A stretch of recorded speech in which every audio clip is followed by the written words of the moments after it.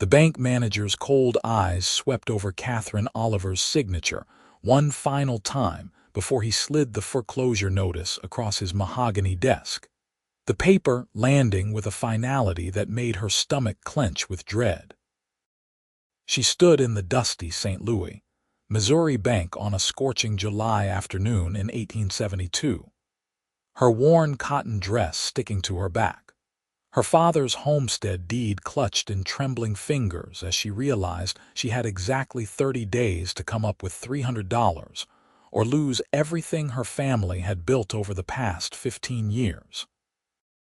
The manager's dismissive wave toward the door told her the conversation was over, and Catherine walked out into the blazing summer heat feeling as though the ground had opened beneath her feet, swallowing any hope she had left of keeping the only home she had ever known.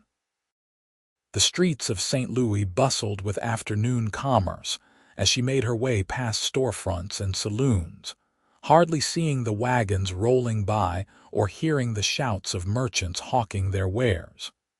Her mind raced through possibilities, each one crumbling before it could take shape. Her father had died 8 months ago from pneumonia, leaving her alone on the 200-acre homestead with debts she had not known existed. Her mother had passed when Catherine was only 12, making her father the only family she had ever really known. At 22 years old, she found herself utterly alone and facing a future that looked bleaker with each passing moment. The homestead sat 5 miles west of St. Louis proper, nestled in a valley with good water and fertile soil that her father had coaxed into yielding wheat, corn, and vegetables enough to sustain them and sell at market. But this past winter had been brutal, killing half their livestock, and spring floods had damaged the irrigation channels her father had spent years perfecting. The repairs had eaten through their savings, and then her father had taken ill. The doctor bills, the medicine, the desperate attempts to save him had cost more than she could afford. By the time he died, she was already behind on the loan he had taken out to expand the wheat fields 3 years prior. Catherine untied her mare from the hitching post outside the general store and climbed into the saddle, her movements automatic. The ride home felt longer than usual, each mile marked by the weight of impending loss. She had tried everything she could think of in the past month. She had sold her mother's jewelry, her father's pocket watch, every possession of value except the things needed to work the land. She had taken in mending and washing for the wives of wealthy St. Louis merchants. She had worked herself to exhaustion planting and tending the summer crops, hoping for a miracle harvest she could sell early. Nothing had been enough. The homestead appeared as she crested the final hill, the familiar sight of the weathered barn and modest farmhouse sending a sharp pain through her chest. The wheat fields stretched golden in the afternoon sun, nearly ready for harvest. If she had just 2 more months, she could bring in the crop and sell it for enough to pay the debt and have money left over for winter supplies. But the bank would not wait. The manager had made that abundantly clear. She dismounted in the yard and led her mare to the barn, going through the motions of unsaddling and brushing down the horse while her thoughts spun in circles. The chickens clucked and scratched in their pen. The milk cow lowed from her stall. Everything spoke of the life her father had built, the legacy he had wanted to leave her, and she was about to lose it all because she could not conjure money from thin air. Catherine walked to the house as the sun began its descent toward the horizon, painting the sky in shades of orange and pink. She sat on the porch steps, the wood warm beneath her, and allowed herself a moment to simply feel the grief and fear that had been building inside her for weeks. Tears slipped down her cheeks, hot and bitter, and she pressed her hands to her face as sobs shook her shoulders. She did not hear the horse approach until it was nearly in the yard. Catherine looked up sharply, swiping at her tears and rising to her feet as a tall figure on a black gelding rode toward the house. The rider sat easy in the saddle, his broad-brimmed hat shadowing his face, his clothes marking him as someone who spent his days working cattle and riding the range. He reined in a respectful distance from the porch and touched the brim of his hat in greeting. "Evening, miss," he said, his voice a deep rumble that carried across the yard. "Did not mean to startle you. I am looking for work and heard in town that farms around here might be hiring hands for harvest." Catherine studied him as he sat there waiting for her response. He appeared to be in his mid-20s, with strong features and eyes that seemed kind despite the hard set of his jaw.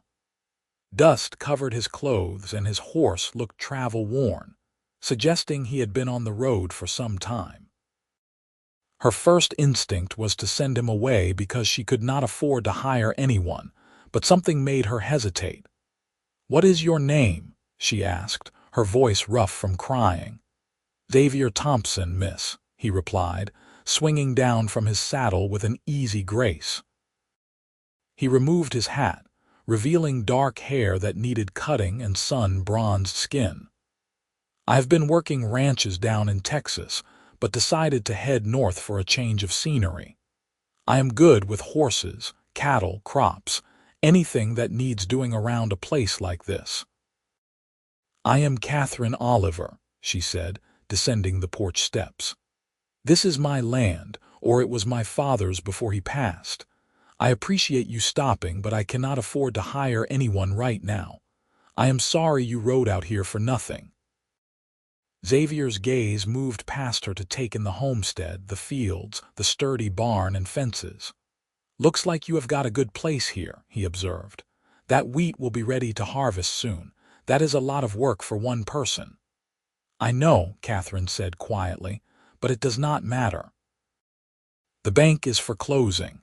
I have 30 days before I lose everything." She had no idea why she told him, this stranger who had ridden into her yard without warning. Perhaps it was the kindness in his eyes, or the fact that she had no one else to tell, no one who would care about her troubles. The words simply spilled out, and once they started, she found she could not stop them. "My father took a loan to expand the wheat fields 3 years ago," she continued. "Everything was fine until last winter. We lost livestock, the floods damaged our irrigation, and then he got sick. The medical bills took everything we had saved. I have been trying to come up with the money, but I am still $200 short and the bank will not give me more time. Even if I bring in this harvest, it will be too late." Xavier listened without interrupting, his expression thoughtful. When she fell silent, he stood there for a long moment, turning his hat in his hands. "How much land do you have?" he asked finally. 200 acres, Catherine replied. "The house, the barn, the fields, the water rights, everything my parents spent 15 years building." "And you have been running it alone since your father died?" "Yes. There is no one else." Xavier nodded slowly, his gaze distant as though he were working through some calculation in his mind. Then he looked directly at her, his eyes meeting hers with an intensity that made her breath catch. "I have a proposition for you, Miss Oliver. It might sound strange, but hear me out before you decide." Catherine wrapped her arms around herself, suddenly aware of how the evening air had begun to cool. "What kind of proposition?" "I have money saved," Xavier said. "Enough to pay off your debt and then some. I have been working hard for the past 5 years, living cheap and putting away every dollar I did not absolutely need to spend. I was saving it to buy my own place eventually, but I have not found the right opportunity yet." He paused, seeming to choose his words carefully. "What if we got married? On paper, I mean. A business arrangement. I would pay off your debt, help you bring in the harvest, and work the land alongside you.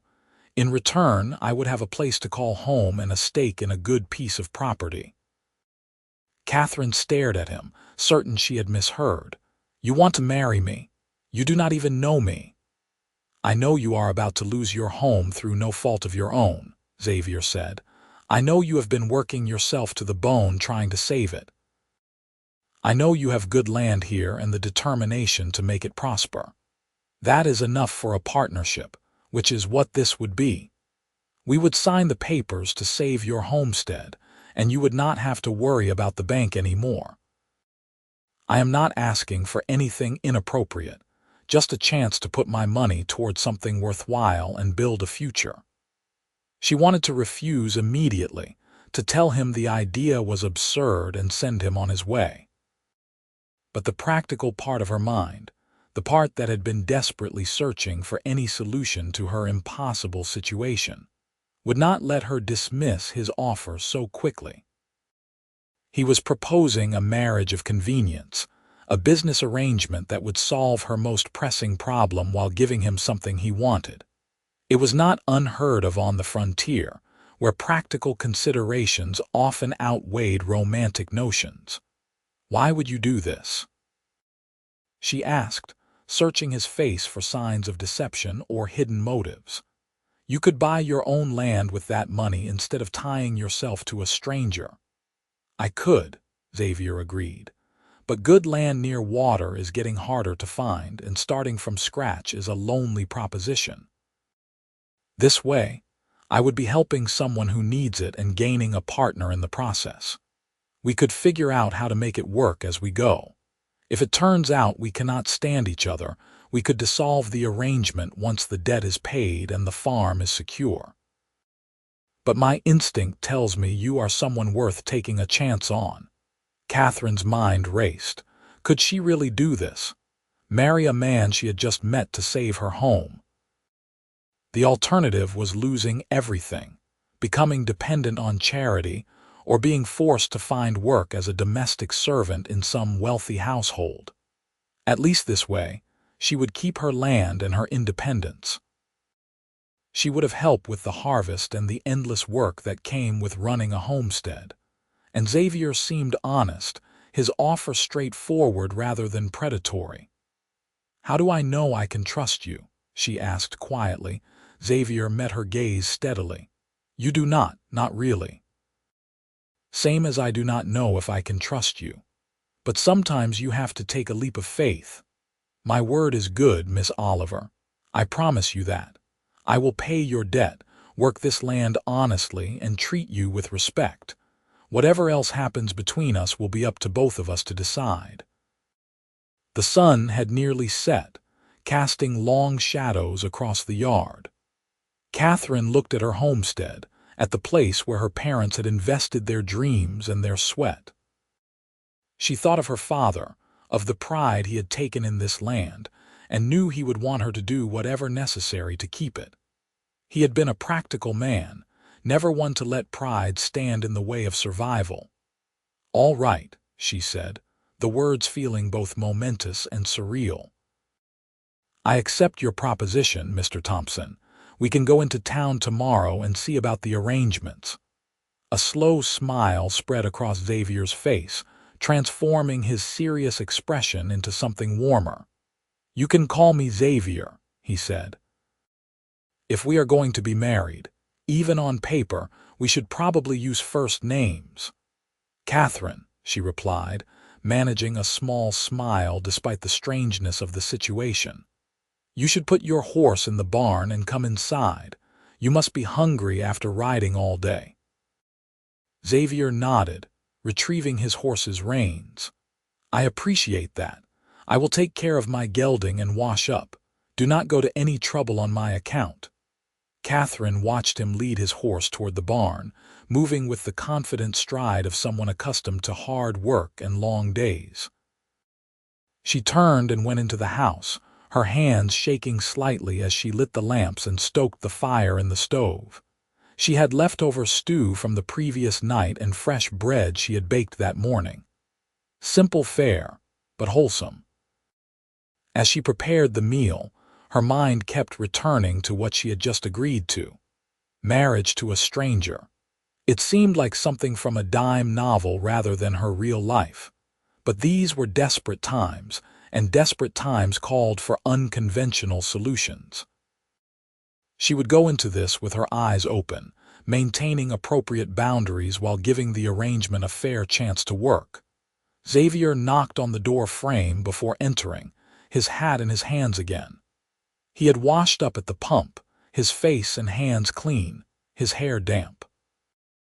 Catherine gestured for him to sit at the small table, and she ladled stew into bowls while he waited patiently.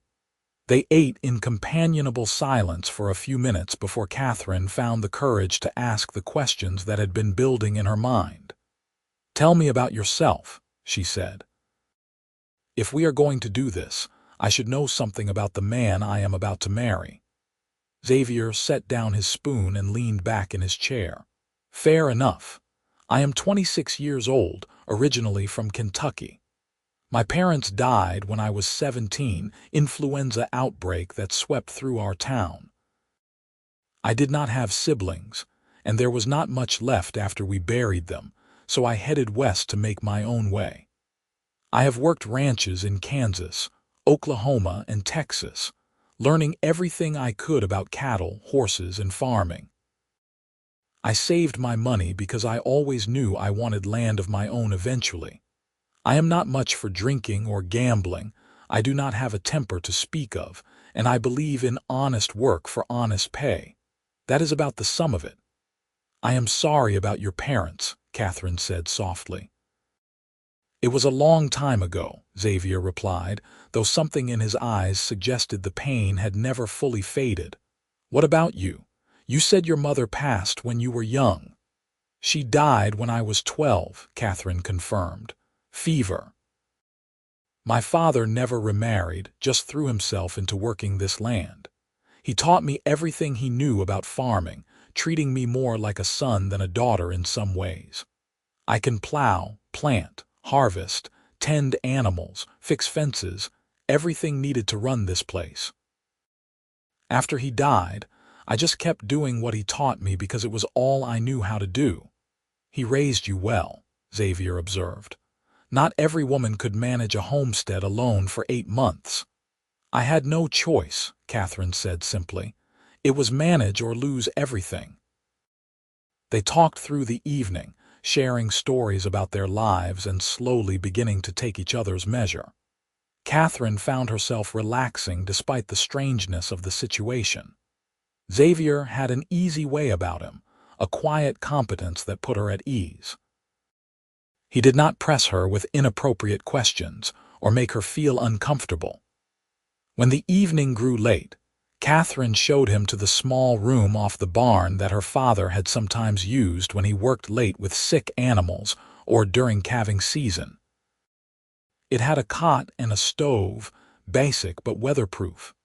"This will do fine," Xavier assured her. "Better than most places I have slept these past few years."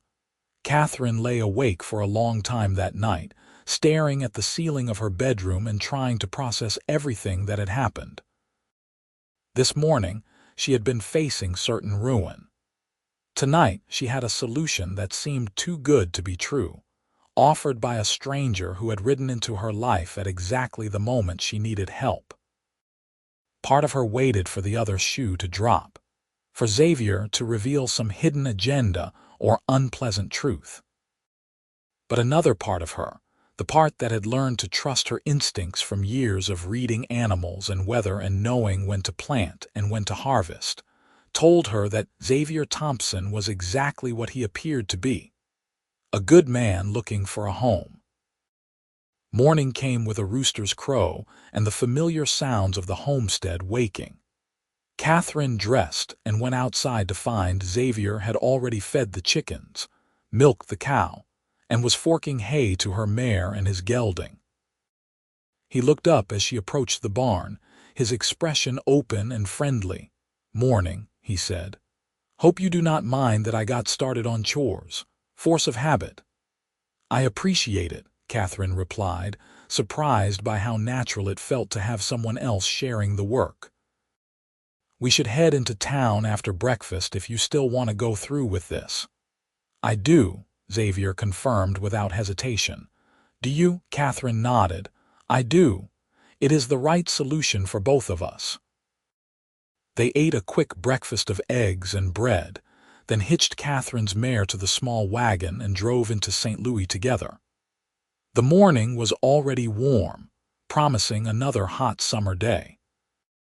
As they rode, Catherine found herself studying Xavier from the corner of her eye, trying to reconcile the reality of what they were about to do with the fact that she had known this man for less than 24 hours.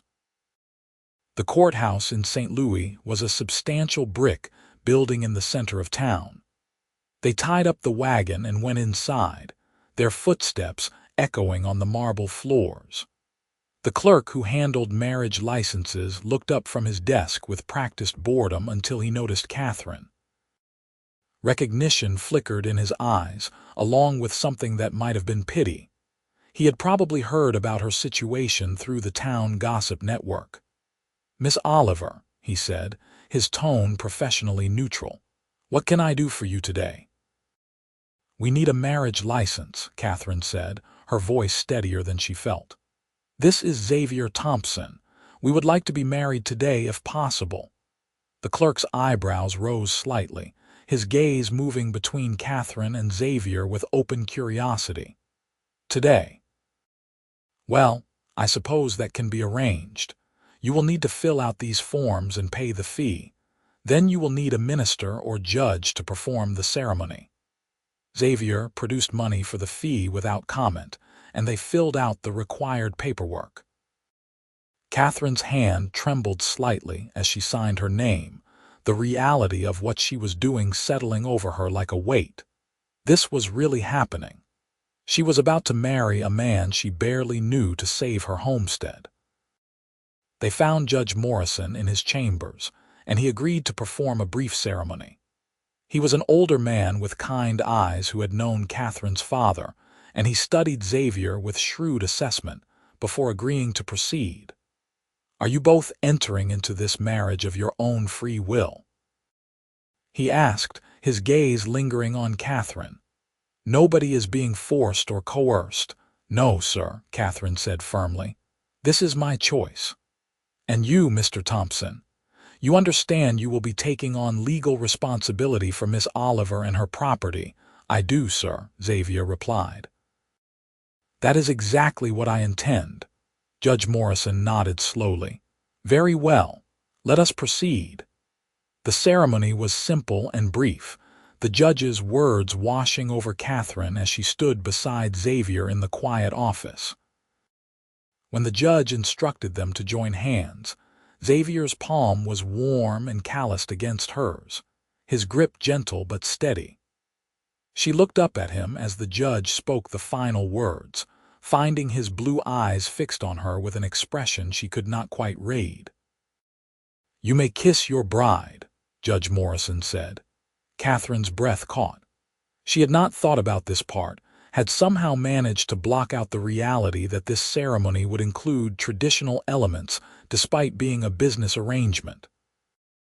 Xavier seemed to hesitate for just a moment. Then he leaned down and pressed his lips to hers in a kiss that was meant to be brief and perfunctory. But something happened in that moment of contact.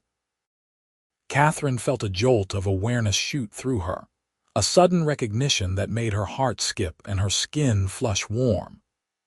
Xavier's lips were soft and gentle against hers, the kiss lasting only a few seconds, but when he pulled back, his eyes had darkened and his breathing had changed. He looked as surprised as she felt. "Congratulations," Judge Morrison said, seeming oblivious to the tension that had suddenly filled the room. "You are now husband and wife." They signed the marriage certificate in a daze, and Catherine found herself clutching the document as they left the courthouse and stepped back out into the bright morning sunshine. She was married to Xavier Thompson, the man she had met yesterday. "We should go to the bank," Xavier said quietly, his voice rougher than it had been earlier. "Get that debt cleared." Catherine nodded, unable to quite meet his eyes after that kiss. It had been nothing, just a formality, but it had not felt like nothing. It had felt like the beginning of something she had not expected and was not prepared for. The bank manager's expression when Catherine walked in with Xavier at her side was worth the entire strange morning.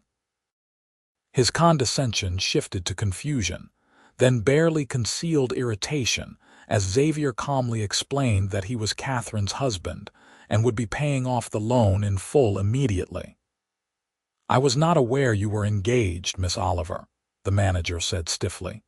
"Or should I say Mrs. Thompson now?" "It was a recent development," Catherine replied, lifting her chin. "Do you need anything besides the payment?" "No," the manager admitted grudgingly. "If Mr. Thompson has the funds, we can settle the matter right now." Xavier counted out the money with careful precision, $300 in cash that made the manager's eyes widen.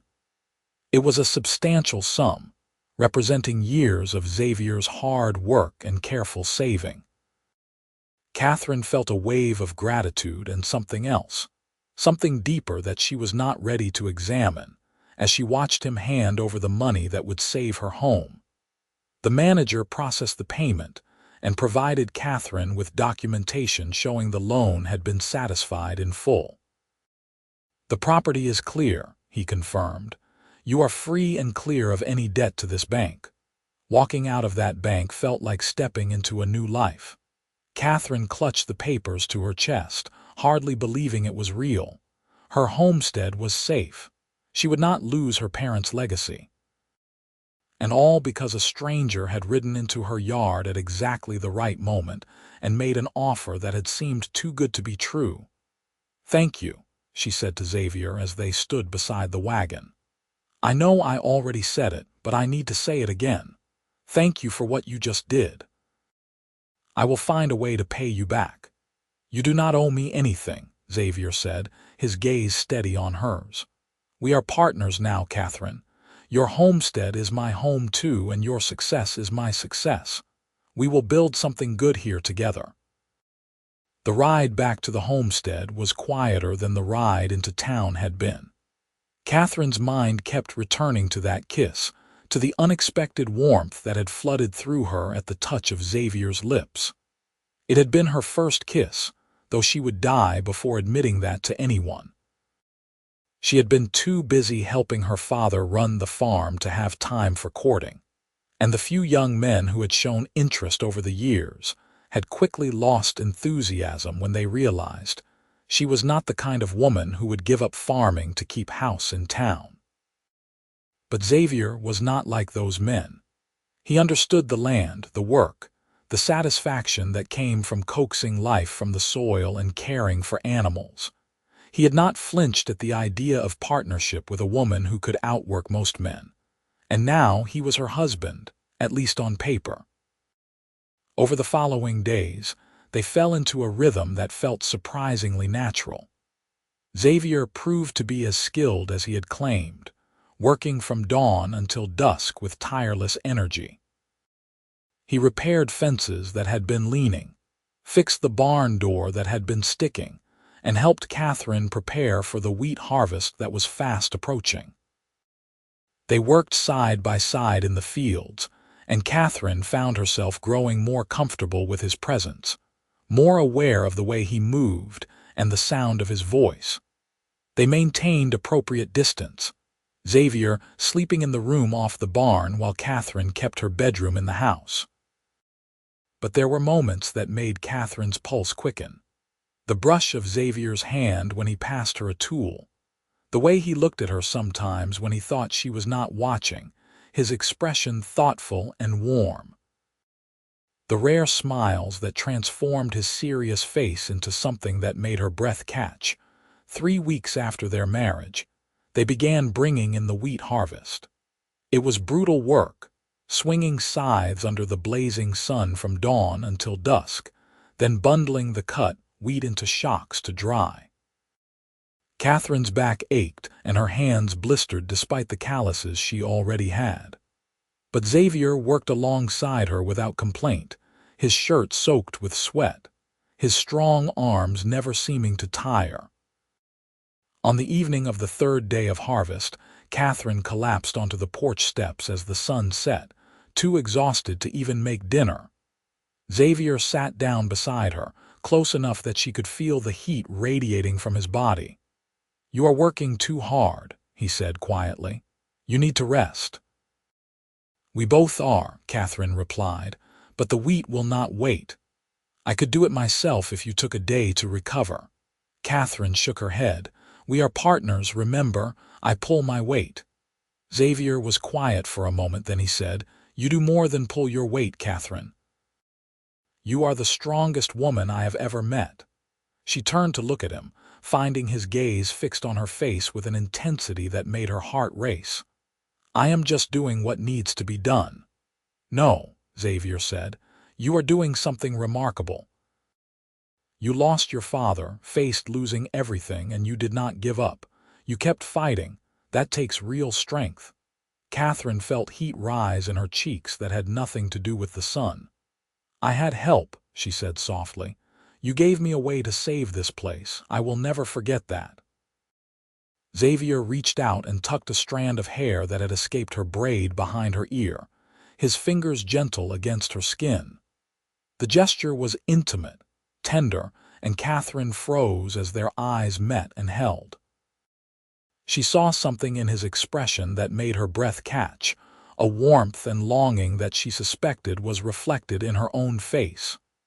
"Catherine," he said, his voice rough, "this arrangement we made, this marriage on paper, I need you to know it is becoming something different for me. Has been from almost the start. That kiss at the courthouse, it was supposed to be just a formality, but it felt real to me. You feel real to me, and I find myself wanting this to be more than just a business partnership." Catherine's heart hammered against her ribs. She had been trying not to acknowledge her own growing feelings, telling herself it was just gratitude and proximity. But hearing Xavier voice what she had been feeling made it impossible to deny anymore. "I feel it too," she admitted, her voice barely above a whisper. "I did not expect it, but I do. You are not what I thought you would be." "What did you think I would be?" "I do not know. Distant maybe. Someone who would keep to his side of the arrangement and nothing more. But you have been kind and patient, and you work harder than anyone I have ever known. You make me laugh when I did not think I would ever laugh again.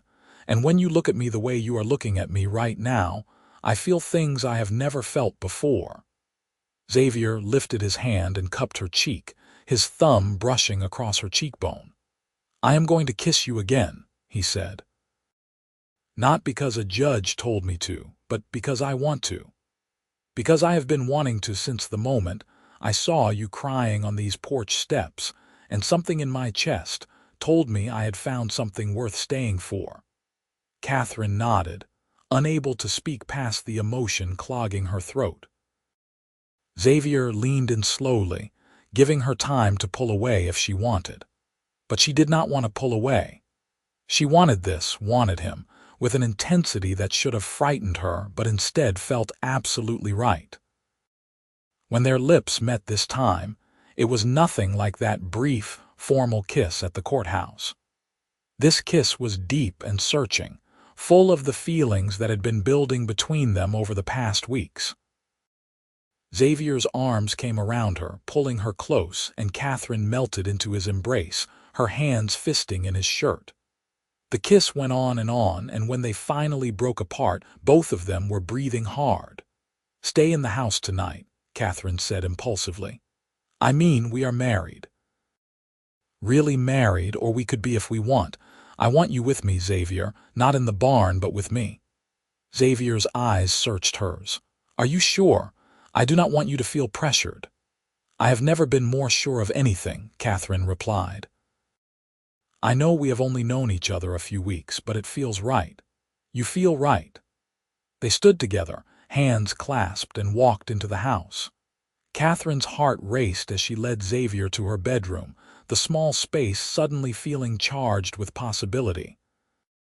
They moved together with a tentative urgency, learning each other through touches and kisses, speaking in whispered words that meant more than the sum of their parts.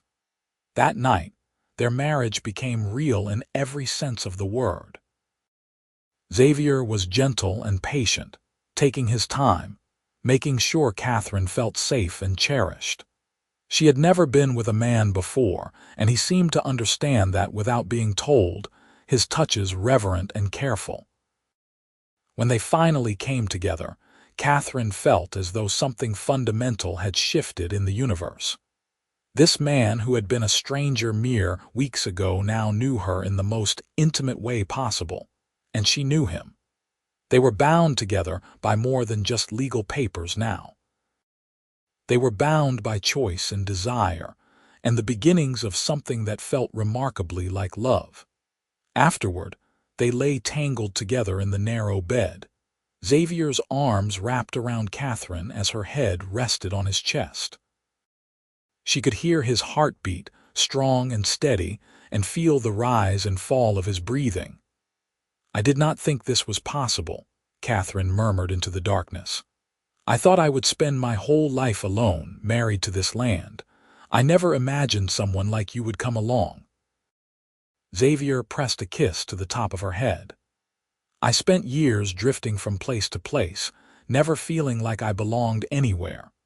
But from the moment I rode into your yard and saw you sitting on these porch steps, something told me I was home.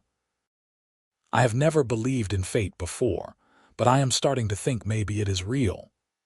They talked through the night, sharing dreams and fears, making plans for the future. Xavier wanted to expand the herd, maybe buy some breeding stock and build up a cattle operation alongside the wheat farming. Catherine had always wanted to plant an orchard, apple and peach trees that could provide fruit for selling and preserving. They spoke of children someday, of building a legacy together on this land that meant so much to both of them. The harvest continued over the following weeks, but the work felt lighter now that Catherine and Xavier had acknowledged what was growing between them. They stole kisses in the wheat fields when they thought no one could see, though there was no one around for miles. They sat close together during meals, finding excuses to touch. At night, they came together with increasing passion and tenderness, learning each other's bodies and hearts. When the last of the wheat had been cut and bundled, they loaded the wagon and took it into St. Louis to sell. The grain merchant offered a fair price, and Catherine felt a surge of pride as she accepted payment for the fruits of their labor. This harvest represented not just money but survival, the promise of a future that had seemed impossible just weeks ago. They used some of the money to buy supplies for winter: flour, sugar, coffee, lamp oil, ammunition for hunting. Xavier insisted on buying Catherine a new dress, something pretty that was not worn and patched from years of hard use. She protested at first, saying it was an unnecessary expense, but the look in his eyes when she tried on the deep blue calico made her relent. He looked at her as though she were the most beautiful thing he had ever seen, and it made her feel beautiful in a way she never had before. As autumn painted the valley in shades of gold and crimson, Catherine and Xavier worked to prepare the homestead for winter. They repaired the barn roof, chopped and stacked firewood, preserved vegetables from the garden, and slaughtered one of the hogs for smoking. The work was endless but satisfying, made easier by the fact that they did it together. One evening in late October, as they sat on the porch watching the sun set over the wheat fields that lay fallow until spring, Xavier took Catherine's hand in his. "I love you," he said simply. "I know we started this as a practical arrangement, but somewhere along the way, it became the most real thing in my life. You are the most real thing in my life. I love you, Catherine Thompson, and I want to spend the rest of my days making you happy." Catherine's eyes filled with tears, but they were happy tears, the kind that came from joy rather than sorrow. "I love you too," she said. "I think I started loving you the day you paid off my debt and asked for nothing but a chance. You saved more than my homestead, Xavier. You saved me." They kissed as the sun disappeared below the horizon, wrapped in each other's arms, the future stretching before them full of promise and possibility. Winter came with snow and cold winds that rattled the windows and piled drifts against the barn. Catherine and Xavier spent long evenings by the fire, talking and reading aloud to each other from the few books Catherine owned. They played cards and checkers, told stories about their pasts, made love in the warm nest of their bed while the wind howled outside. The isolation that had once felt lonely now felt cozy and intimate, a cocoon protecting them from the outside world. Christmas arrived, and though they had little money for gifts, they made the day special. Catherine baked bread and roasted a chicken, making a feast from their stores. Xavier surprised her with a pair of leather gloves he had been secretly working on in the barn, perfectly fitted to her hands. Catherine gave him a shirt she had sewn from fabric purchased during their harvest trip to town, the stitches small and even, made with love and care. As they sat together after their Christmas meal, Xavier pulled Catherine into his lap, his arms wrapped around her waist. "Next Christmas, maybe we will have a little one to celebrate with," he said softly. Catherine's breath caught. They had not spoken directly about children, though they had certainly not been taking precautions against the possibility. "Would you like that?" she asked. "More than anything," Xavier replied. "A son or daughter with your courage and my stubbornness. Someone to inherit this land we are building together and make it even better than we could imagine." "Then I hope it happens," Catherine said, turning in his arms to kiss him. "I hope we have a whole house full of children someday, running through these fields and learning to love this land the way we do." Spring arrived with melting snow and muddy roads, with the first green shoots of new wheat pushing through the soil Xavier had planted. The world came alive again, and with it came the news that Catherine was carrying their first child. She had suspected for a few weeks, but waited to be sure before telling Xavier. When she finally shared the news one evening as they prepared for bed, his reaction was everything she could have hoped for. His face lit up with pure joy, and he swept her into his arms, spinning her around before setting her down gently as though she might break. "Are you sure?" he asked, his hands cradling her face. "I am sure," Catherine confirmed, laughing at his excitement. "We are going to have a baby, probably in the fall." Xavier kissed her with such tenderness it made her heart ache. "You have given me everything, Catherine. A home, a future, your love, and now a child. I will spend the rest of my life making sure you never regret taking a chance on a stranger who rode into your yard." "I could never regret it," Catherine said. "You are the best thing that ever happened to me." The pregnancy progressed smoothly through the spring and summer. Xavier became even more protective, insisting Catherine rest more and let him handle the heavier work. She chafed at the restrictions at first, but as her belly swelled and the baby grew more active, she found herself grateful for his care. They spent long evenings with Xavier's hand on her stomach, feeling the baby kick and move, talking about names and making plans for the future. In September, as the wheat stood tall and golden in the fields for the second time since their marriage, Catherine went into labor. Xavier rode hard into St. Louis to fetch the midwife, then paced the house anxiously while the woman attended to Catherine. The labor was long and difficult, lasting through the night and into the next day, but finally, as the sun reached its zenith, a baby's cry filled the small bedroom. Xavier burst through the door at the midwife's call and found Catherine propped up in bed, exhausted but smiling, holding a tiny bundle wrapped in blankets. "We have a son," she said, her voice hoarse from hours of labor. "A healthy baby boy." Xavier approached slowly, almost reverently, and looked down at the red-faced infant in Catherine's arms. His son. Their son. Emotion overwhelmed him, and tears streamed down his face as he carefully took the baby from Catherine and held him for the first time. "He is perfect," Xavier whispered. "Absolutely perfect." They named him James Oliver Thompson, honoring Catherine's father and creating a link between the past and the future. Xavier proved to be a devoted father, rising in the night to walk with James when he fussed, changing diapers without complaint, singing off key lullabies that somehow always soothed the baby to sleep. The years that followed were full and rich, marked by hard work and simple joys.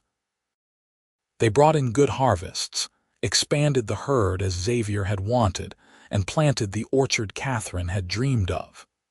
2 years after James was born, they welcomed a daughter they named Sarah, and 3 years after that, another son they called Daniel. The house that had once held only Catherine's grief and loneliness rang with children's laughter and the sounds of a family. Catherine sometimes thought back to that afternoon when she had sat on the porch steps crying, certain she would lose everything. She thought about the twist of fate that had brought Xavier to her door at exactly the moment she needed him most. What had started as a desperate business arrangement had blossomed into the deepest love she could have imagined, a partnership built on mutual respect and genuine affection. On their 10th wedding anniversary, Xavier surprised Catherine by taking her into St. Louis for the evening. They left the children with a neighbor and dressed in their finest clothes, eating dinner at a restaurant and walking through the town as though they were courting sweethearts rather than an old married couple.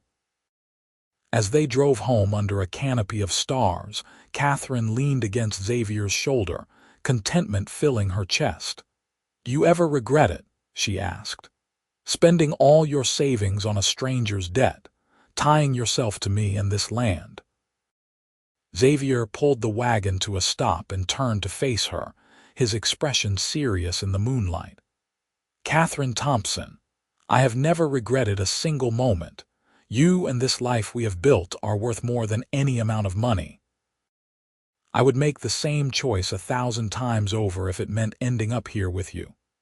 He kissed her then, deep and sweet, and Catherine felt the same spark she had felt at the courthouse all those years ago. Some things never faded, she realized. Some loves only grew stronger with time. They continued home where their children waited, where the wheat fields stretched toward the horizon, and the orchard trees stood sentinel in the darkness. The homestead her father had built, that she had nearly lost, that Xavier had helped her save, stood solid and welcoming. It was more than just land and buildings now. It was the foundation of everything they had created together, the place where their love had taken root and flourished. The years continued to roll past, marked by the changing seasons and the rhythms of farm life. James grew tall and strong, learning to work the land from his father, developing Xavier's quiet competence and Catherine's determination. Sarah inherited her mother's practicality and her father's gentle nature, equally at home helping with cooking and preserving as she was working in the fields. Daniel was the wild one, always exploring, always asking questions, keeping them all on their toes with his endless energy and curiosity. Xavier and Catherine grew older together, their faces weathering like the wood of the barn, their hands becoming more calloused and scarred from years of work. But their love never diminished.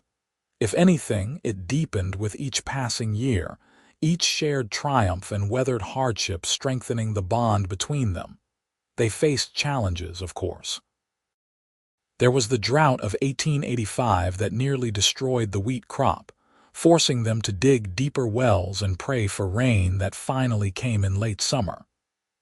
There was the year a late frost killed half the peach blossoms, devastating the orchard harvest. There was the winter when Daniel came down with pneumonia, and they spent terrifying weeks nursing him back to health, taking turns sitting by his bedside and willing him to recover. but there were also countless moments of joy.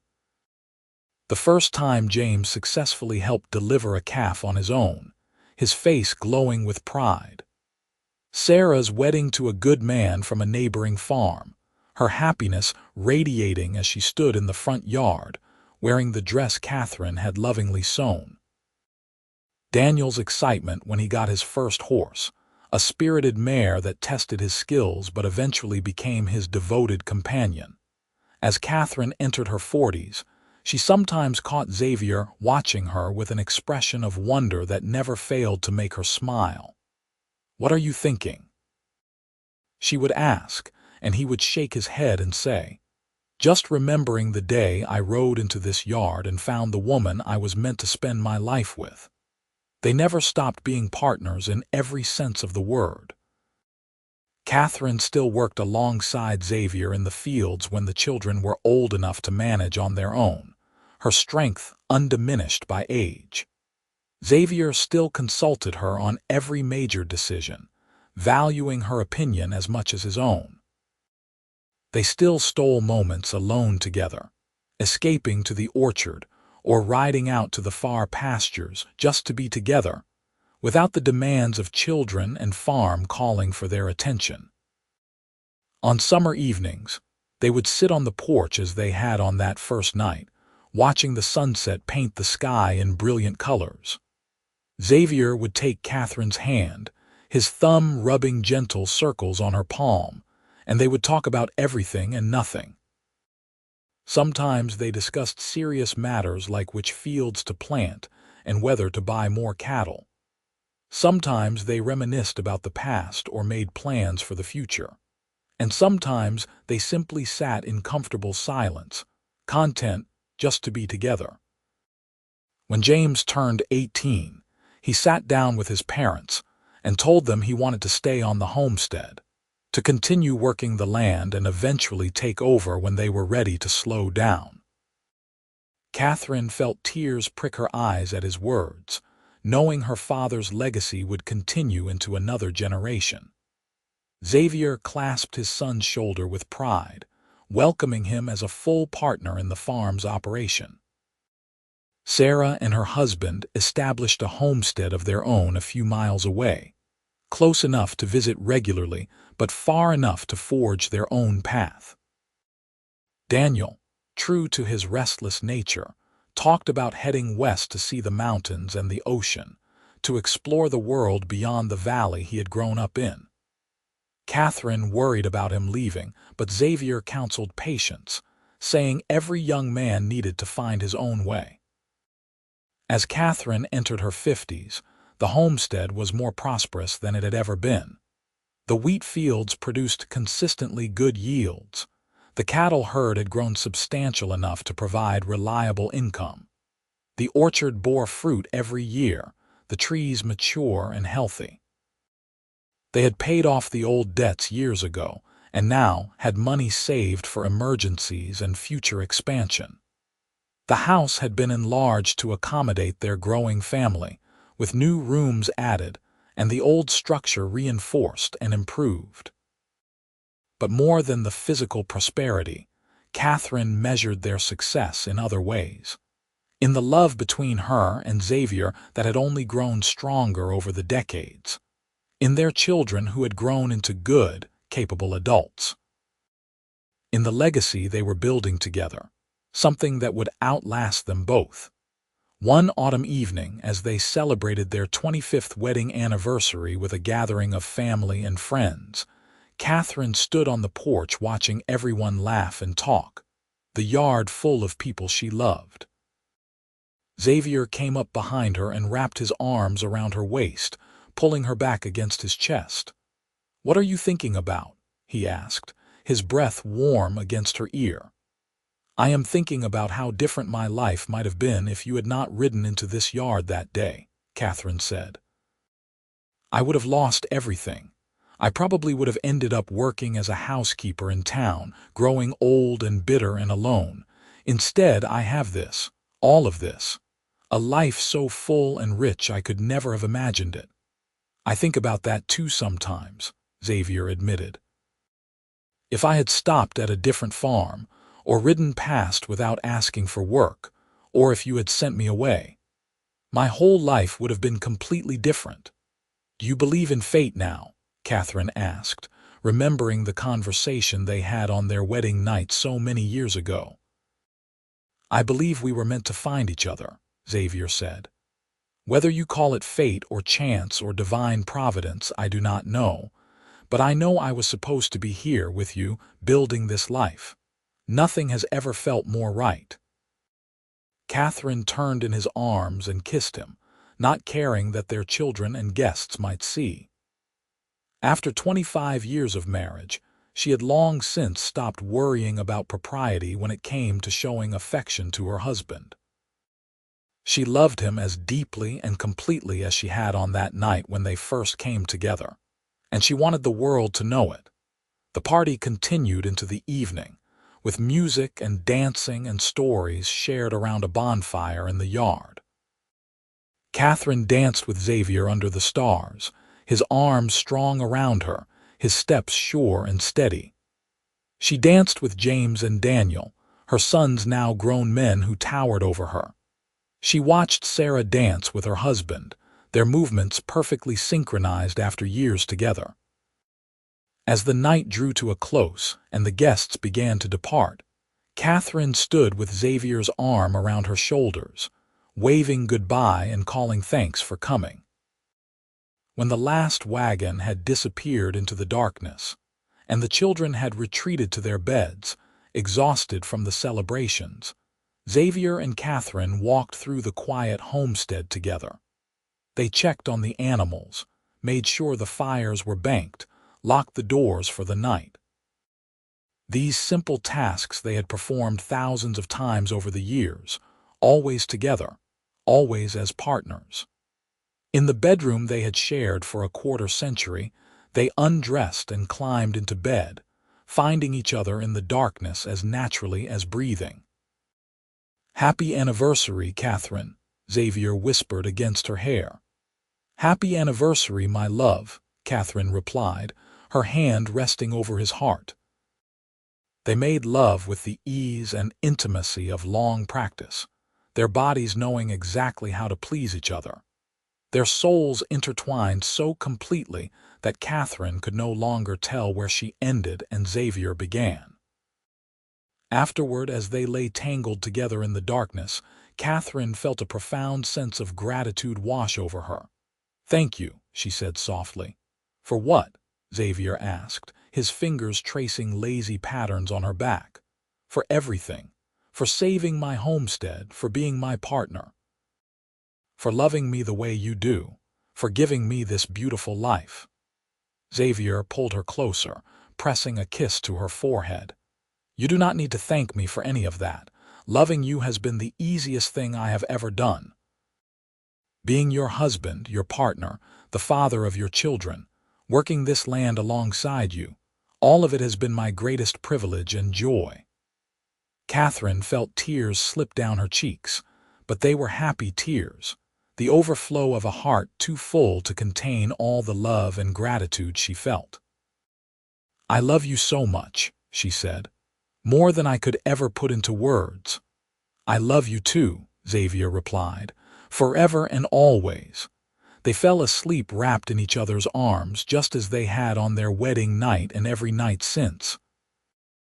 Outside, the homestead stood quiet under the starlight, the wheat fields sleeping until spring.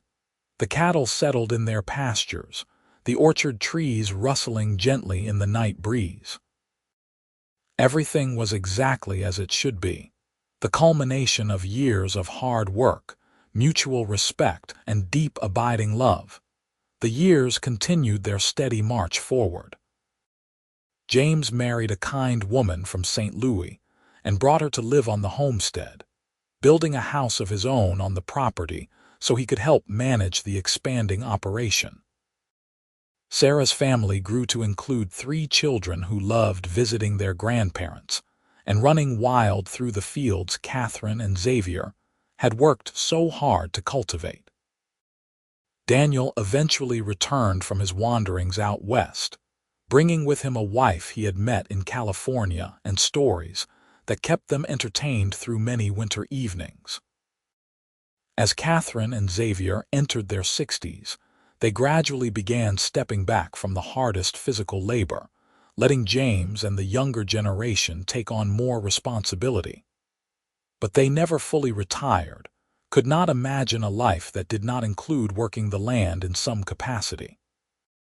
Xavier still rose early to check on the animals and walk the fences, though he moved a bit slower than he once had. Catherine still tended her garden and helped with preserving and cooking, though her joints ached more than they used to. They spent more time together than ever, finding joy in simple pleasures. Morning coffee on the porch as they watched the sun rise. Evening walks through the orchard, checking on the trees they had planted decades ago. Sitting together in the parlor, reading or working on small projects, content just to be in each other's presence. Their grandchildren adored them, and Catherine and Xavier took great pleasure in spoiling them in ways they had never been able to spoil their own children. They told stories about the old days, about how Xavier had ridden into the yard and saved the homestead, about building their life together from almost nothing. The grandchildren listened with wide eyes, asking questions and begging for the stories to be told again and again. On Catherine's 65th birthday, the entire family gathered to celebrate. The homestead was filled with people, with noise and laughter and love. As Catherine looked around at the faces of her children and grandchildren, at Xavier standing across the room watching her with that same warm expression he had worn for over 30 years, she felt overwhelmed with the richness of the life they had created. Later that evening, after everyone had left and the house was quiet again, Xavier led Catherine out to the porch. The summer night was warm and peaceful, fireflies dancing in the darkness, the familiar sounds of the homestead a comforting backdrop. "I have something for you," Xavier said, pulling a small wooden box from his pocket. Catherine opened it carefully and found a delicate gold locket inside. "Xavier, it is beautiful," she breathed, lifting it from the box. "Open it," he said softly. Inside the locket were 2 tiny photographs, one of her and one of him, taken a few years earlier. Across from the photos, in Xavier's careful handwriting, were the words, "Forever and always, from the day I rode into your yard until my last breath." Catherine's eyes filled with tears as she looked up at her husband. "I will treasure this always," she said. Xavier took the locket and fastened it around her neck, his fingers gentle against her skin. "I wanted you to have something that would remind you every day how much you are loved." "I do not need a reminder," Catherine said, touching the locket where it rested against her heart. "I see your love in everything you do, every day. In the way you still bring me coffee every morning. In the way you check to make sure I am warm enough at night. In the way you look at me as though I am still that young woman you married all those years ago." "You are still that woman to me," Xavier said. "You always will be." They stood together on the porch, wrapped in each other's arms, the locket resting between them. The homestead stretched out around them in the darkness, every inch of it representing their shared labor and love. From the wheat fields to the orchard, from the barn to the house, from the cattle in their pastures to the chickens in their coop, everything bore the mark of their partnership. "We did well, did we not?" Catherine asked softly. "We built something good here." "We built something extraordinary," Xavier replied. "Against all odds, starting from almost nothing, we created a legacy that will outlast us both. Our children and grandchildren will work this land and remember us. They will tell their children about us someday. We will live on through them, and through this place we poured our lives into." Catherine thought about her father, about the legacy he had wanted to leave her that she had nearly lost. She thought about the girl she had been, desperate and afraid, sitting on these very porch steps certain her world was ending. She thought about Xavier riding into her yard like something out of a fairy tale, offering salvation when she had nearly given up hope. "I wish I could go back and tell that frightened girl that everything would be all right," Catherine said. That the stranger on the black horse was not just saving her homestead, but giving her a future more beautiful than anything she could have imagined. "She would not have believed you," Xavier said with a smile in his voice. "She would have thought it was too good to be true." "It should have been too good to be true," Catherine agreed. "But somehow it was real. Somehow we made it real." They stayed on the porch long into the night, talking and reminiscing, holding each other close. When they finally went inside and climbed into their bed, they made love with the tenderness of long familiarity, their bodies still finding pleasure in each other despite the years. Afterward, Catherine lay with her head on Xavier's chest, listening to his heartbeat, the locket cool against her skin. "I love you," she whispered into the darkness. "I love you too," Xavier replied. "Until my last breath and beyond." Catherine smiled and closed her eyes, utterly content. She had everything she had ever wanted and more than she had ever dreamed possible. A home, a family, a legacy, and above all, a love that had sustained her through every challenge and triumph, a love that had transformed a desperate business arrangement into the greatest romance of her life. The seasons continued their eternal cycle, and Catherine and Xavier grew old together on the homestead they had built with their own hands and sustained with their love. They celebrated 50 years of marriage surrounded by children, grandchildren, and even a few great-grandchildren, the house overflowing with family. They were respected elders in the community, known for their generosity and the strong partnership they exemplified. As Xavier approached his 80th birthday, his health began to decline. He developed a cough that would not go away, and his strength, which had seemed inexhaustible for so many years, finally began to fail.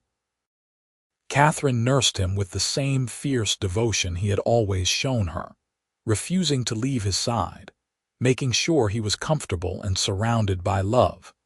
On a quiet spring morning, with Catherine holding his hand and their children gathered around his bed, Xavier drew his last breath.